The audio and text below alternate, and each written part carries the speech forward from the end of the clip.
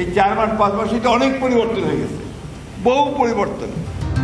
বাংলাদেশের পরবর্তী রাষ্ট্রপতি হতে যাচ্ছেন বিএনপির মহাসচিব ও স্থানীয় সরকার, পল্লী উন্নয়ন ও সমবায় মন্ত্রী মির্জা ফখরুল ইসলাম আলমগীর। বিএনপির উচ্চ পর্যায়ের একাধিক সূত্র নিশ্চিত করেছে যে দলের চেয়ারম্যান ও প্রধানমন্ত্রী তারেক রহমান তার নামের মনোনয়ন চূড়ান্ত করেছেন। এছাড়া রাষ্ট্রপতি পদে প্রার্থী হওয়ার জন্য মনোনয়নপত্রে প্রার্থীর সম্মতিসূচক স্বাক্ষর বা একটি লিখিত সম্মতি বিবৃতি দিতে হয়। মির্জা ফখরুল গত শনিবার ওই বিবৃতিতে স্বাক্ষর করেছেন বলেও সূত্র জানিয়েছে। অন্যদিকে এই নির্বাচনে বিএনপিকে ফাঁকা মাঠ না দিয়ে প্রতিদ্বন্দ্বিতার ঘোষণা দিয়েছে জামাতে ইসলামী নেতৃত্বাধীন 11 দলীয় বিরোধী জোট। জোটের শরিক এলডিপির চেয়ারম্যান কর্নেল অবসরপ্রাপ্ত অলি আহমদকে তারা নিজেদের প্রার্থী ঘোষণা করেছে। মির্জা ফখরুলের রাষ্ট্রপতি হওয়ার পথ সুগম হওয়ার পর এখন রাজনৈতিক অঙ্গনে বড় প্রশ্ন দেখা দিয়েছে, বিএনপির পরবর্তী মহাসচিব কে হচ্ছেন। বাংলা কিউআর, যেখানে নগদ পেমেন্ট সেখানে। সারা দেশে 10 লাখেরও বেশি মার্চেন্টে নগদে পেমেন্ট করুন খুব সহজে। নির্বাচন কমিশনের ঘোষিত তফসিল অনুযায়ী আগামী 20 আগস্ট অনুষ্ঠিত হবে দেশের পরবর্তী রাষ্ট্রপতি নির্বাচন।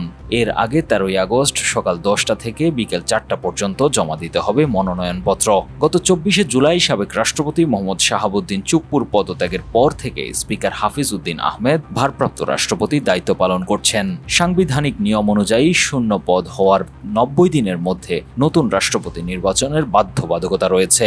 সেই লক্ষ্যে রোববার নির্বাচন কমিশন থেকে দলের পক্ষে 2টি মনোনয়নপত্র সংগ্রহ করেছে ক্ষমতাসীন বিএনপি। এর আগে গত 2 আগস্ট বিএনপির নীতি নির্ধারণী ফোরাম জাতীয় স্থায়ী কমিটির বৈঠকে প্রার্থী চূড়ান্ত করার দায়িত্ব দেওয়া হয়েছিল দলীয় প্রধান তারেক রহমানকে। দীর্ঘ 16 বছর ধরে বিএনপির মহাসচিবের দায়িত্বে থাকা মির্জা ফখরুল ইসলাম আলমগীর রাজনৈতিক প্রতিকূলতার সময়ে দলকে রাজপথে সুসংগঠিত রাখতে মূল ভূমিকা পালন করেছেন। বেগম খালেদা জিয়ার কারাবন্দিত্ব এবং তারেক রহমানের লন্ডনে অবস্থানকালীন সময়ে পুরোটা তিনি দলের হাল ধরেছিলেন।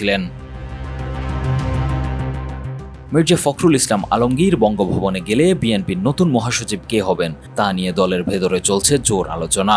সম্ভাব্য উত্তরসূরি হিসেবে স্বরাষ্ট্রমন্ত্রী সালাউদ্দিন আহমেদ এবং দলের জ্যেষ্ঠ যুগ্ম মহাসচিব রুহুল কবির রিজভীর নাম ব্যাপকভাবে উচ্চারিত হচ্ছে। দলীয় সূত্রে জানা গিয়েছে, আগামী কাউন্সিলের আগে প্রাথমিকভাবে একজন ভারপ্রাপ্ত মহাসচিব নিয়োগ দেওয়া হতে পারে। সেক্ষেত্রে সব দিক বিবেচনায় রুহুল কবির রিজভী হতে পারেন সেই ভারপ্রাপ্ত মহাসচিব।